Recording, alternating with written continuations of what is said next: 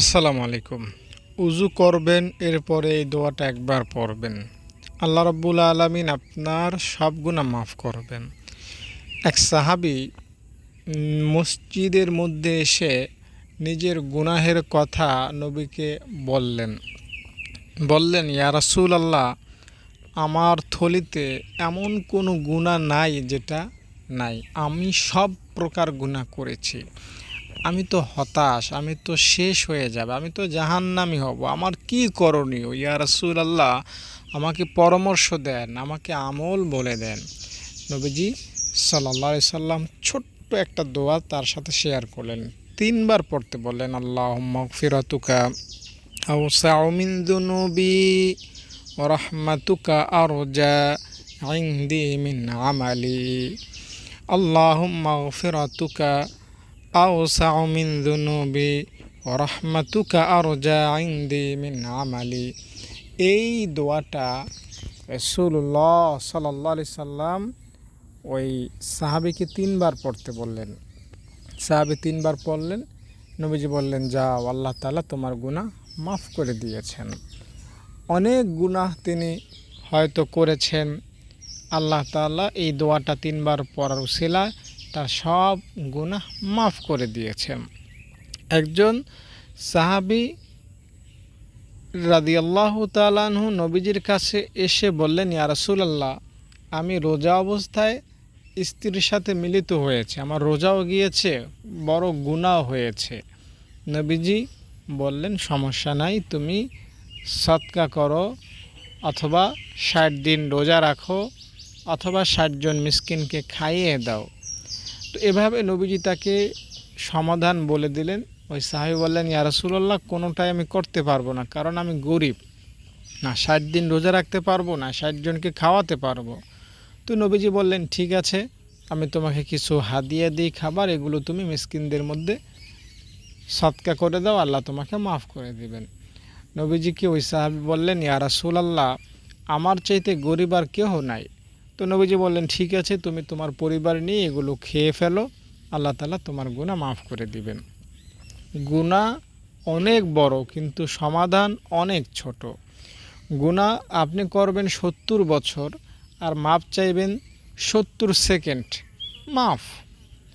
৭০ বছরের গুনাহ একদিকে, লা ইলাহা ইল্লাল্লাহ এই সামান্য সময় ব্যয় করে যেই কালিমাটা পড়লাম, এই কালিমার সওয়াব অন্যদিকে। বিশ্বাস করেন, ৭০ বছরের গুনাহ আমার এই কালিমার সাথে পেরে উঠবে না।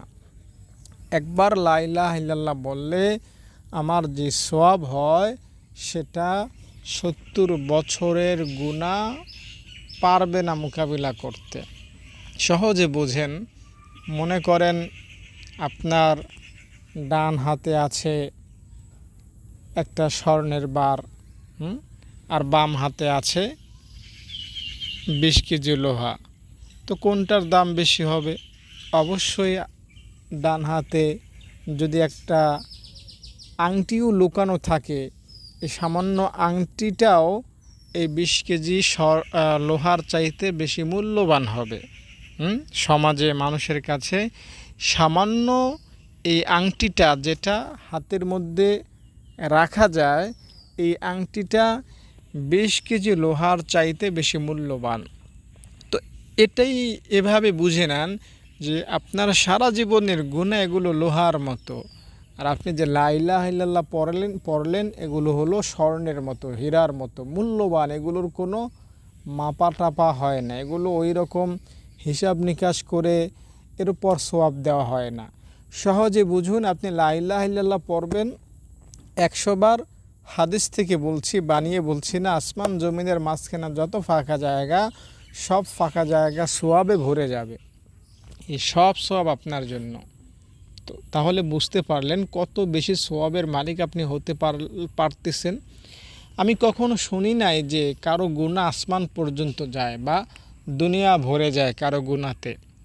মানে মানুষটা এত খারাপ, এত গুনাহ করেছে জীবনে যে তার গুনাহ আসমান পর্যন্ত চলে গেছে, দুনিয়া ভরে গেছে। আমি কখনো শুনি নাই। আল্লাহ মাঝে মধ্যে এমন কথা আমাদেরকে বলেছেন যে, বান্দা, তোমার গুনাহ যদি আসমান পর্যন্ত চলে আসে, মানে হলো আল্লাহ এটা বুঝাতে চাচ্ছেন যে বান্দা তুমি যতই গুনাহ করো আসমান পর্যন্ত তোমার গুনাহ আসা সম্ভব না। তো আপনি আপনার সারা জীবন গুনাহ করলেও আপনার গুনাহ আসমান পর্যন্ত যাবে না, কিন্তু লা ইলাহা ইল্লাল্লাহ পড়লে, সুবহানাল্লাহ, আলহামদুলিল্লাহ পড়লে আসমান পর্যন্ত চলে যায়। তাহলে বুঝতেই পারছেন যে সামান্য সময়ের এই জিকির লা ইলাহা ইল্লাল্লাহ সুবহানাল্লাহ 70-80 বছরের গুনাহের চাইতে বেশি ক্ষমতা রাখে। তো রব মহান আল্লাহ তাআলা বান্দার প্রতি অত্যন্ত দয়ালু, যার ফলে এই রকমের সুযোগ দিয়ে রেখেছেন। আল্লাহ তাআলা আমাদেরকে অত্যন্ত ভালোবাসেন, অনেক বেশি মহব্বত করেন, তাই তিনি অল্পতে আমাদেরকে বেশি দিতে চান। আমরা করব অল্প কিন্তু পাবো বেশি। দেখুন, একটা কথা আমি এভাবে শুনেছি যে আগেকার নবীদের হায়াতও ছিল বেশি, উম্মতদের হায়াতও ছিল বেশি, কিন্তু আমাদের হায়াত কত? 60-70 বছর। 60-70 বছর বাঁচার আমার ওই রকমের স্বপ্নও আমি দেখি না। আমি স্বপ্নেও ভাবি না যে আমি 70 বছর বাঁচব। বিশ্বাস করেন, 40-50 বছর যদি আল্লাহ বাঁচিয়ে রাখে, কোনোভাবে দুনিয়াটা ঠিকঠাক করে, কোনোভাবে পরকালের সামান একটু গুছিয়ে যদি পরকালে যেতে পারি, আলহামদুলিল্লাহ। হ্যাঁ, আলহামদুলিল্লাহ, এতে যথেষ্ট। আগেকার উম্মতরা এত হায়াত পেত, আমরা এত কম হায়াত পাই কেন? এখানে একটা উত্তর হলো যে আল্লাহ তাআলা চান আমাদেরকে কম পরিশ্রম করাতে। কম পরিশ্রম কিন্তু ফলাফল বেশি। আগের উম্মতদের দ্বারা আল্লাহ কাজ করিয়েছেন বেশি, কিন্তু ফলাফল বা পারিশ্রমিক বা পুরস্কার কম। আর আল্লাহ আমাদের দ্বারা কাজ করাবেন কম, কিন্তু পারিশ্রমিক বেশি। একজন কৃষক, সে মাঠে ঘাটে রৌদ্রে বৃষ্টিতে, গ্রীষ্মকালে শীতকালে কোনো ভেদাভেদ নাই, 12 ঘন্টা সূর্য উঠলে কাজ করে, শুরু করে সূর্য ডোবা পর্যন্ত। মাস শেষে তার ইনকাম 20,000 30,000 সর্বোচ্চ। আর একজন স্যার এসির মধ্যে একটু অফিস করে 4 ঘন্টা 5 ঘন্টা, মাস শেষে তার বেতন 10 লাখ টাকা। তো আমরা হলাম ওই ধরনের বসের মতো, কাজ করব কম শান্তিতে, কিন্তু আমাদের বিনিময় অনেক বেশি। তো আমরা যদি আল্লাহ তাআলাকে একটু দিতে পারি, আল্লাহ তাআলা কিন্তু আমাদের প্রতি খুশি হয়ে যাবেন, একদম ফুল। কোনো প্রকার ঘাটতি আল্লাহ রাখবেন না, আমাদেরকে পরিপূর্ণভাবে দিবেন আল্লাহ তাআলা। তাই আপনি চেষ্টা করবেন নিজের থেকে সর্বোচ্চ আল্লাহ তাআলাকে খুশি করতে। দেখুন, একটা হাদিস বলি, আপনি যদি আল্লাহ তাআলাকে খুশি করার জন্য এক হাত অগ্রসর হন, আল্লাহ তাআলা আপনার দিকে এক বিঘত অগ্রসর হলে আল্লাহ আপনার দিকে 1 হাত অগ্রসর হবেন। আর আপনি যদি আল্লাহ তাআলাকে পেতে, আল্লাহ তাআলাকে খুশি করতে, আল্লাহ তাআলার দরবার থেকে ক্ষমা পেতে হেঁটে হেঁটে যান, আল্লাহ আপনাকে পেতে বা আল্লাহ আপনার প্রতি খুশি হতে, আল্লাহ আপনার প্রতি রহম করতে বা আল্লাহ আপনাকে ক্ষমা করতে দৌড়াইয়া আসবেন। আপনি যতটুকু আল্লাহর দিকে যাবেন, আল্লাহ তাআলা তার ডাবল আপনার দিকে আসবেন। কারণ আল্লাহ তাআলা রহিম, তিনি বান্দাকে অত্যন্ত ভালোবাসেন। ছোট্ট করে একটা ঘটনা বলি। ইব্রাহিম আলাইহিস সালামের অভ্যাস ছিল মেহমান ছাড়া খান না, কখনোই খাইতেন না। মেহমান ছাড়া তিনি না খেয়ে থাকতেন। মেহমান যেদিন পাইতেন না, ওই দিন তিনি খাবারই ওই রকম খেতেন না। তো একদিন একটা মেহমান নিয়ে কষ্ট করে বাড়িতে এসেছেন। যখন মেহমানকে তিনি খাবার খাওয়াতে যাচ্ছেন, মেহমান আল্লাহর নাম না নিয়ে খাওয়া শুরু করেছেন। ইব্রাহিম আলাইহিস সালাম বললেন যে তোমাকে তো আমি মেহমান হিসেবে এনেছি, তো তুমি যদি আমার মালিকের নাম বিসমিল্লাহ নাম না বলো, আমি কিন্তু তোমাকে খেতে দেব না। তো ওই লোকটা ছিল মূর্তি পূজক, মূর্তিকে সে প্রভু মানত। তো সে বলল যে না, তোমার 1 প্লেট খাবার খাওয়ার জন্য আমি আমার মূর্তির সাথে বেয়াদবি করব, তোমার মালিকের নাম নেব, এটা হতে পারে না, আমি এটা পারবো না। ইব্রাহিম আলাইহিস সালামও একই কথা, তুমি যদি আমার দস্তরখানায় বসে খাবার খেতেই চাও, আমার মালিকের নাম তো নিতেই হবে।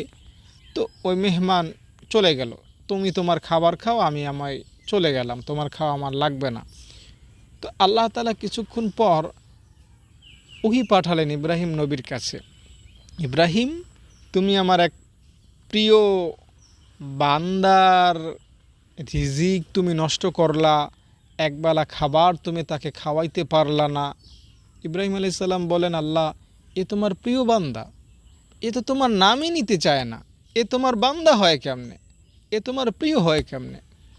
আল্লাহ তাআলা তখন বললেন, ইব্রাহিম, তার বয়স কত? ইব্রাহিম আলাইহিস সালাম বললেন, আল্লাহ, তার বয়স 70 বছর হতে পারে।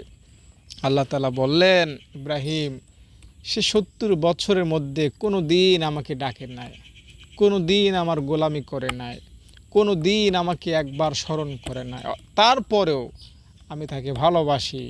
70টা বছর ধরে তাকে 3 বেলা খাবার খাওয়াচ্ছি, তাকে নিরাপদ ঘুম দিচ্ছি, আমি তাকে ভালোবাসি, কারণ সে আমার বান্দা। আর তুমি আমার বান্দার একবেলা খাবার খাওয়াতে পারলা না, যোগান দিতে পারলা না। তো এই ঘটনাটা ঘটার পর, এমনটা আল্লাহ তাআলার দরবার থেকে জানার পর ইব্রাহিম আলাইহিস সালাম দৌড়াইতে লাগলেন ওই বান্দার পেছনে। বললেন, এই শোনো, যাওয়া লাগবে না, আমার মালিকের নাম নিতে হবে না, আসো, মালিকের নাম নেওয়া ছাড়াই তোমাকে আমি খাওয়াবো। লোকটা অবাক হলো, জিজ্ঞেস করলো, কেন? তুমি তো আমার কাছে বায়না ধরেছিলে, আমি যদি তোমার মালিকের নাম না নিই তুমি খাওয়াবেই না, কোনোভাবেই খাওয়াবে না, এখন ডাক দিয়ে নিচ্ছ, আবার বলছো মুখে নিতে হবে না তোমার মালিকের নাম। অবাক হচ্ছে, ঘটনা খুলে বলো। ইব্রাহিম আলাইহিস সালাম বললেন, মিয়া, আমার মালিকই বলেছে এটা, যে আমার মালিকের নাম না নিলেও যাতে আমি তোমাকে খাওয়াই। তো ওই মূর্তি পূজক তখন অবাক হয়ে গেল।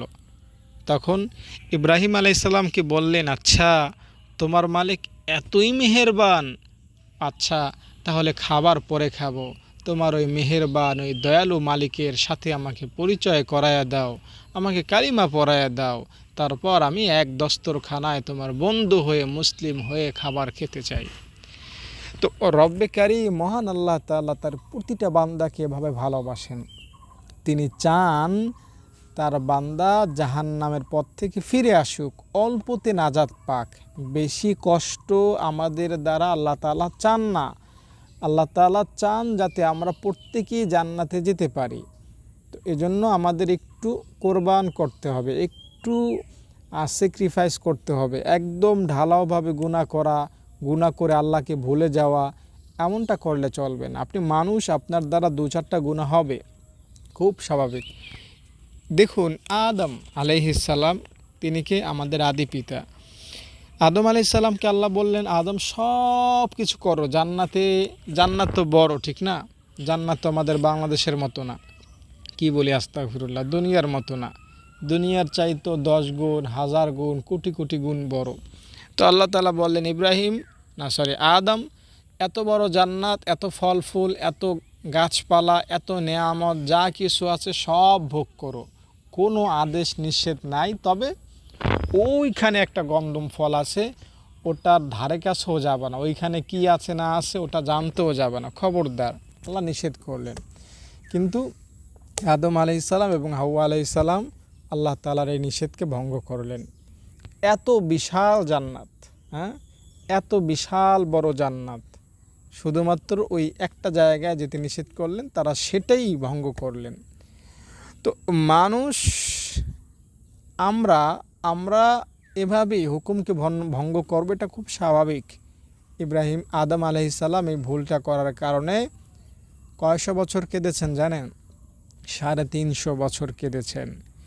দুনিয়ায় এসে 350 বছর ক্রন্দন করেছেন। এরপরে আপনারা জানেন, নূহ আলাইহিস সালাম একটা আল্লাহ তাআলার সাথে গুনাহ বলবো না, নবীদের সাথে গুনাহ বলা চলে না। তো নূহ আলাইহিস সালাম তার একটা ভুলের কারণে 300 বছর ক্রন্দন করেছেন, কেঁদেছেন, কাঁদতে কাঁদতে তার এখানে দাগ পড়ে গিয়েছিল। তো এরপরে মুসা আলাইহিস সালাম, দাউদ আলাইহিস সালাম, সুলাইমান আলাইহিস সালাম, তারা প্রত্যেকেই নিজেদের ভুলের কারণে আল্লাহ তাআলার কাছে অনেক বেশি ক্রন্দন করেছেন। ইউনুস আলাইহিস সালাম আল্লাহ তাআলার কাছে না বলেই, যেখানে আল্লাহ তাআলা তাকে দায়িত্ব দিয়েছেন সেখান থেকে চলে যেতে শুরু করেছেন।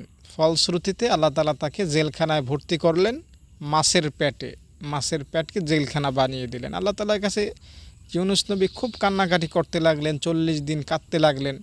আল্লাহ তাআলা তার তাওবা কবুল করলেন। তো এভাবে বান্দাদের সাথে আল্লাহ তাআলা আরও সহজ আচরণ করেন। বান্দা যখন আল্লাহ তাআলার কোনো হুকুম অমান্য করে, সে যখন আল্লাহ তাআলার কাছে মাপ চায়, আল্লাহ তাআলা তাকে খুব সহজে ক্ষমা করেন। কারণ কি জানেন, আল্লাহ তাআলাকে আমরা দেখি নাই, আমরা নবীকে দেখি নাই, জান্নাতকে দেখি নাই, জাহান্নামকে দেখি নাই, পরকাল দেখি নাই, কবরে কী হয় সেটাও দেখি নাই। আমরা নবীজির সাহাবীদেরকেও দেখি নাই, নবীজির কোনো মোজেজাও দেখি নাই। আসমানে চলে যাওয়া, সূর্য চন্দ্র দুই ভাগ হয়ে যাওয়া, পাথর কথা বলা, গাছ এসে নবীকে সালাম দেওয়া, হরিণ কথা বলা, এগুলো আমরা দেখি নাই, তবুও বিশ্বাস করি। তো এই কারণে আল্লাহ তাআলা আমাদেরকে আরও সস্তায় ক্ষমা করতে চান, আরও সহজে ক্ষমা করতে চান। আপনি শুধুমাত্র একবার আল্লাহকে বলবেন, আল্লাহ মাফ চাই, আল্লাহ আপনাকে মাফ করবেন। আল্লাহ আপনাকে মাফ করতে চান খুব সস্তায়, খুব ইজিতে, এত সহজে আর কেউ আপনাকে মাফ করবে না। কোনো আদালতে আপনি এত সহজে ক্ষমা পাবেন না। আপনার বাবার কাছে অপরাধ করলেও আপনি এত সহজে নিস্তার পাবেন না। আপনার বন্ধুর কাছে অপরাধ করেও আপনি এত সহজে নিস্তার পাবেন না, মাপ পাবেন না, যতটা সহজে আপনি রবের দরবারে মাপ চেয়ে নিস্তার পেতে পারেন, ক্ষমা পেতে পারেন। রবের দরবারটা বিশাল, সেখানে যেই যাবে সেই ক্ষমা পাবে। ছোট্ট করে একটা হাদিস বলি। নবীজি সাল্লাল্লাহু আলাইহি সাল্লাম দেখলেন একটা পাখি তার ঠোঁটে করে একটু বালিকোনা নিয়ে দূরে কোথাও ফেলে রেখে দিয়ে চলে আসতেছে। এভাবে 3-4 বার করার পরে জিবরাইল আলাইহিস সালাম আসলে জিজ্ঞেস করলেন, জিবরাইল ভাই, এই পাখিটা এমন কেন করতেছে, আমাকে বলো। জিবরাইল আলাইহিস সালাম বললেন, ইয়া রাসূলুল্লাহ, এই পাখিটা তার ঠোঁটে এই 2-3 বারে যতটুকু বালিকোনা নিতে পেরেছে সেটা সে সমুদ্রে ফেলেছে। এই সমুদ্রে ফেলার কারণে সমুদ্রের পানি ময়লাও হয় না, পরিষ্কারও হয় না, বাড়েও না, কমেও নাই।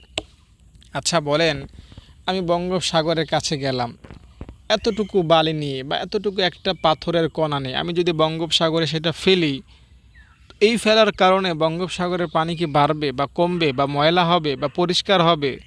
কোনো কিছু হবে না এতটুকু পাথরের কারণে বঙ্গোপসাগরে, ঠিক না?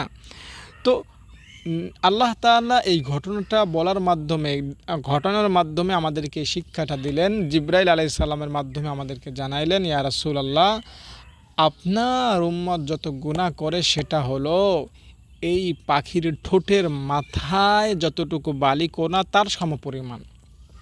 আর আল্লাহ তাআলার গফফার নামের ক্ষমতা হলো বিশাল দরিয়া, বিশাল সাগর।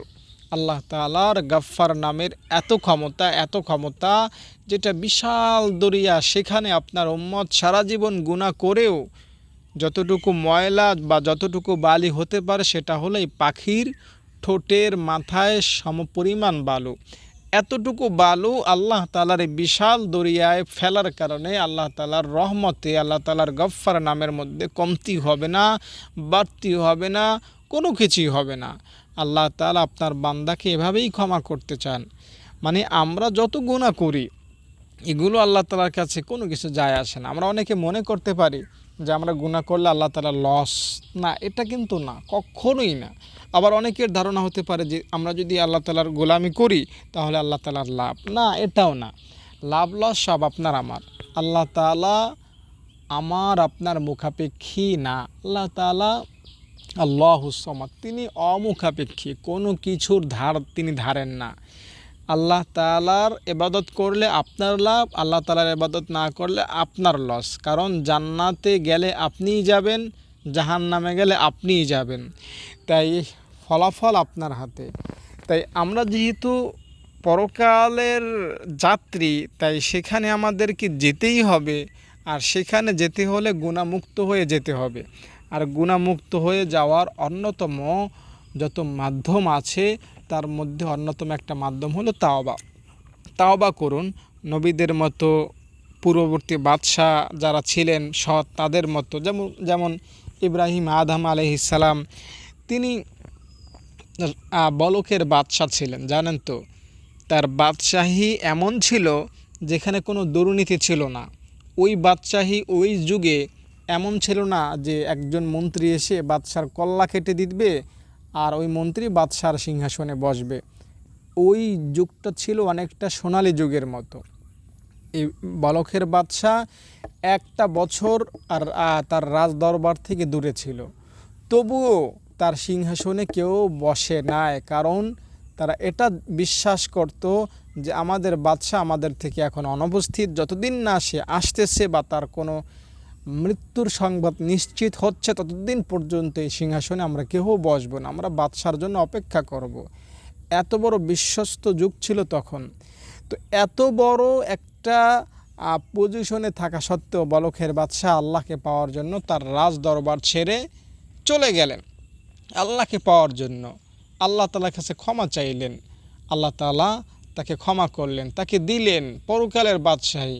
তার মন্ত্রী একবার তাকে একটা বছর পর নদীর কাছে পেলেন এবং বললেন, বাদশাহ চলেন, রাজদরবারে চলেন, আমরা আপনাকে খোঁজাখুঁজি করে অস্থির হয়ে গিয়েছি, আপনাকে ছাড়া আমরা কিভাবে চলাফেরা করব। বাদশাহ তখন বললেন যে আমি ওটা তো ছেড়ে দিয়েছি, আমি নতুন বাদশাহী পেয়েছি। কেমন বাদশাহী পেয়েছেন? মন্ত্রীকে দেখানোর জন্য একটা সুই সমুদ্রে ফেললেন, মাছকে বললেন, সমুদ্রের মাছ আমার সুইটা ফিরিয়ে দাও। একটা মাছ সমুদ্রের গভীর থেকে বাদশার ফেলে দেয়া ওই সুইটা এনে বাদশার হাতে পৌঁছিয়ে দিল। বললেন, বাদশাহ এই নেন আপনার সুই। বাদশাহ এবার ওই তার মন্ত্রীকে বলল, বলো মন্ত্রী, আমি তো ওই বাদশাহী ছেড়েছি, এই বাদশাহী পেয়েছি, কোনটা ভালো? তো রবের জন্য কেউ কিছু ছাড়লে রব তাকে ভালোটা দিবেন, রবের কাছে কেউ ক্ষমা চাইলে রব তাকে ক্ষমা করবেন, এটা বাস্তব, এটা সত্যি কথা। আপনি যদি আল্লাহ তাআলার কাছে ক্ষমা চাই, রবের কাছে ফিরে আসি, আর আল্লাহ তাআলা আপনাকে আমাকে টেনে নেবেন না, ক্ষমা করবেন না, এটা হতে পারে না। তাই আপনি দিন শেষে ভালো হওয়ার নিয়ত করুন, পরকালে জান্নাত পাবেন, আল্লাহ তাআলা আপনাকে ক্ষমা করবেন, এই আশায় সব সময় থাকবেন। কখনোই এটা ভাববেন না যে গুনাহ তো অনেক হয়ে গিয়েছে, জান্নাত পেলেও সেটা অনেক পরে, আগে তো জাহান্নামে পড়তেই হবে। ভুলেও এক মুহূর্তের জন্য এই ভাবনা ভাববেন না। আল্লাহ তাআলা আপনাকে প্রথম চান্সে জান্নাত দেবেন ইনশাআল্লাহ। দেখুন 490 কোটি মানুষ বিনা হিসাবে জান্নাত পাবে। আগের উম্মত বা আগের নবীর কথা কিন্তু আমি বলছি না, আদম আলাইহিস সালাম থেকে হযরত ঈসা আলাইহিস সালাম পর্যন্ত তাদের চ্যাপ্টার আলাদা। আমাদের নবীর উম্মত, আমাদের নবী মুহাম্মদ সাল্লাল্লাহু আলাইহি সাল্লামের উম্মত 490 কোটি বিনা হিসাবে জান্নাত পাবে। এই প্রত্যেকটা উম্মত যারা বিনা হিসাবে জান্নাত পাবে, তারা আবার মানুষকে সুপারিশ করার ক্ষমতা রাখে। তো দেখবেন একজন হাফেজ 10 জনকে সুপারিশ করেছে, একজন আলেম আরও 10 জনকে, 20 জনকে, 100 জনকে সুপারিশ করেছে। এভাবে মনে করেন পরিবারের একটা ছেলে জান্নাতি হলো, সে তার ভাই বোন বাবা মা সবাইকে নিয়ে জান্নাতে যাবে। তো এভাবে দেখবেন একটা মসজিদের ইমাম জান্নাতে গেল, সে তার মসজিদে আগত মুসল্লিদের জন্য সুপারিশ করে জান্নাতে নিয়ে যাবে। একটা সৎ দলের নেতা জান্নাতে গেল, সে তার কর্মীদেরকে সুপারিশ করবে, জান্নাতে নিয়ে যাবে। তো এইভাবে অনেক মানুষ জান্নাতে বিনা হিসাবে যাবে। তো আপনিও তাদের কাতারে থাকতে চেষ্টা করবেন এবং বিশ্বাস করবেন যে আল্লাহ আমাকে তাদের কাতারে রাখবেন, আল্লাহ আমাকে ভালোবাসেন, ঠিক আছে, এই ধরনের বিশ্বাস রাখবেন। আর জান্নাতে সস্তা সহজে যাওয়ার জন্য যেটা আমি আপনাকে বলবো সেটা হলো উযু শেষে কালিমায়ে শাহাদাত পড়া। আশহাদু আল্লা ইলাহা ইল্লাল্লাহু ওয়াহদাহু লা শারীকা লাহু ওয়া আশহাদু আন্না মুহাম্মাদান আবদুহু ওয়া রাসূলুহু আল্লাহুম্মা জাআলনি মিনাত তাওয়াবিনা ওয়া জাআলনি মিনাল মুতাতাহহিরিন। কালিমায়ে শাহাদাত এবং এই দোয়াটা পড়বেন, ঠিক আছে? তাহলে ফলাফল কি হবে? জান্নাত পাবেন। কিভাবে? বিনা হিসাবে। জান্নাতের 8টা দরজা আপনাকে স্বাগত জানাবে, আসুন আমার দরজা দিয়ে, এই দরজা দিয়ে জান্নাতে ঢুকুন। আর একটা দরজা বলবে এই দরজা দিয়ে ঢুকুন, অন্যটা বলবে এই দরজা দিয়ে ঢুকুন। আপনার কোনো চিন্তাই থাকবে না, কোনো চিন্তাই থাকবে না। রব্বে কারিম উজু শেষে এই দোয়াটি পাঠকারীকে ক্ষমা করবেন, জান্নাত দিবেন। দর্শক, অনেক কথাই বললাম, আমি মূল যেই হাদিস বা মূল যেই বিষয়বস্তু বা মূল যেই কথাটা শোনানোর জন্য এই ভিডিওটা রেকর্ড করেছি, সেটা হলো রবকে সবসময় পজিটিভভাবে চিন্তা করবেন। রব আপনাকে ক্ষমা করবেন, রব আপনাকে জান্নাত দিবেন, আল্লাহ আপনাকে ভালোবাসেন, এই ধরনের চিন্তা বেশি বেশি করবেন, ঠিক আছে? আর গুনাহ হয়ে গেলে মাপ চাইবেন। আর ওযু শেষে দোয়াটা সবসময় পড়ার ট্রাই করবেন। ইনশাল্লাহ দিন শেষে, দুনিয়া শেষে আল্লাহ আপনাকে ক্ষমা করবেন, জান্নাত দিবেন। দর্শক, পরিশেষে আমার মাদ্রাসা সম্পর্কে বলবো আপনাকে, কারণ আপনারাই আমাদের মাদ্রাসা দেখে শুনে আসছেন বিগত দিনগুলোতে। আমাদের ছাত্রীরা এখানে 3 বেলা খাবার খায়, গোসল করে, রাত্রে ঘুমায়। তাদেরকে শিক্ষক এবং শিক্ষিকা দ্বারা পড়ানোর ব্যবস্থা আমি করতেছি। এবং চতুর্দিকে আমার মাদ্রাসা এখন 3টা ঘর আছে এবং লম্বায় প্রায় কি বলে 60 হাত লম্বা হবে মাদ্রাসাটা, আর পাশে হবে 15 হাত। লম্বা 60 হাত, পাশে 15 হাত। চতুর্দিকে আমি টিন দিয়ে ঘেরাও দিয়ে রেখেছি যাতে বাহির থেকে কেউ ঢুকতে না পারে। তো নিরাপত্তা রয়েছে, ছাত্রীরা এখানে নিরাপদে ঘুমাচ্ছে, থাকছে, খাচ্ছে, গোসল করছে। তো এগুলো সব আপনাদের অবদান। আল্লাহ তাআলা আপনাদের দানের উসিলায় এই পর্যন্ত আমাদের মাদ্রাসা নিয়ে এসেছে। খুবই শান্তিতে, খুশিতে আমার ছাত্রীরা কেউ কোরআনের হাফেজ হচ্ছে, কেউ হাদিস মুখস্থ করছে, কেউ বাংলা, অঙ্ক, ইংরাজি পড়তেছে, আলহামদুলিল্লাহ। তো এটা একটা চরাঞ্চলের মাদ্রাসা। আপনারা যদি দান না করতেন তাহলে কিন্তু এটা হতো না। আর আপনারাই শুধুমাত্র দান করেন এই মাদ্রাসার জন্য। আমার এলাকাবাসীর কাছে আমি ওই রকম চাইও না, আর তারা ওইভাবে দেয়ও না। শুধুমাত্র আপনারা বিকাশে, নগদে, ব্যাংকে যেটা দেন ওইভাবেই আমি মাদ্রাসাটা চালাই। ছাত্রীদের থেকে টাকা আমি নেই না। তো আশা করি বিষয়টা বুঝতে পেরেছেন। যারা দানবীর আছেন অবশ্যই যোগাযোগ করবেন। আমার হোয়াটসঅ্যাপে এই মুহূর্তে ফোন দিবেন, ভিডিও কলে দেখবেন, ছাত্রীদের সাথে কথা বলবেন। ইনশাল্লাহ আপনার খুব ভালো লাগা কাজ করবে এবং আপনার দিতে মনে চাইবে। তো আপনারা দেন বলেই মাদ্রাসা এই পর্যন্ত এসেছে। আশা করি আপনারা আরও দিবেন। ভালো থাকেন। আসসালামু আলাইকুম। আলহামদুলিল্লাহ, আমার এতিম বাচ্চাদের জন্য, এতিম ছাত্রীদের জন্য 1 মাসের খাবারের ব্যবস্থা করতে পারলাম একজনের অনুদানের মাধ্যমে। আলহামদুলিল্লাহ, আলহামদুলিল্লাহ। আমার ছাত্রীরা এখানে 14 বস্তা চাল আছে, 1 বস্তা ডাল, 65 কেজি আলু, এখানে 25 কেজি পেঁয়াজ এবং আদা, রসুন, গরম মশলা, ওইখানে 20 লিটার তেল সহ, ওইখানে মরিচ সহ যেখানে যা লাগে, শনি, রবি, সোম, মঙ্গল, বুধ, বৃহস্পতি, শুক্র, যেখানে যে রুটিন দেয়া আছে সেই রুটিন মাফিক আমি খাবারের চেষ্টা করব ছাত্রীদেরকে ইনশাল্লাহ। এখানে যথেষ্ট পরিমাণে লবণ আছে, আর মাদ্রাসার ফ্রিজ এখানে আছে। মাদ্রাসার ফ্রিজে যথেষ্ট পরিমাণ খাবার আমি কিনে রেখেছি অনুদানের মাধ্যমে। এখানে মাছ আছে, যথেষ্ট পরিমাণ বড় ফ্রিজ। এখানে নিচে কোরবানির মাংস আছে। আলহামদুলিল্লাহ, ইনশাআল্লাহ আমি আমার ছাত্রীদেরকে, এতিম বাচ্চাদেরকে খাওয়াতে পারবো পুরো মাস জুড়ে ইনশাআল্লাহ। আর আমার এতিম ছাত্রীরা এখানেই থাকে। আমি আপনাদেরকে একটু লাইনে দেখাচ্ছি, দেখেন। এটা হলো আমার এতিম বাচ্চাদের থাকার মাদ্রাসার জায়গা। দেখতে হচ্ছে ছাত্রীরা ঘুমাচ্ছে, জোহরের আগে পর্যন্ত পড়েছিল, এখন আরামে ঘুমাচ্ছে তারা। আসরের আগে নামাজের জন্য উঠাই দেবো, এরপরে বিকালে খেলাধুলা করবে, এরপরে সারা রাত্র অর্থাৎ 10টা পর্যন্ত পড়াশোনা করবে, এরপরে আবার ঘুমাবে, এরপরে 3:30 বাজে তাদেরকে জাগিয়ে দেবে। এভাবেই তারা দৈনন্দিন এখানে খাচ্ছে, যাচ্ছে এবং পড়াশোনা করছে, কোরআন শিখছে। আলহামদুলিল্লাহ। আমার নাম তাহিয়া ইসলাম। আমার বাবা নাই। মাদ্রাসায় থাকা খাওয়া 3000 টাকা লাগে। তো কেউ যদি আমাকে সাহায্য করতে চান আমার এই হুজুরের সাথে যোগাযোগ করবেন। আমি এতিম, টাকা পয়সার অভাবে আমার পড়ালেখা না হতে পারে। আমি কোরআন শিখতে চাই, আমি মাদ্রাসায় পড়তে চাই। কেউ একজন আমার উপর দয়া করুন।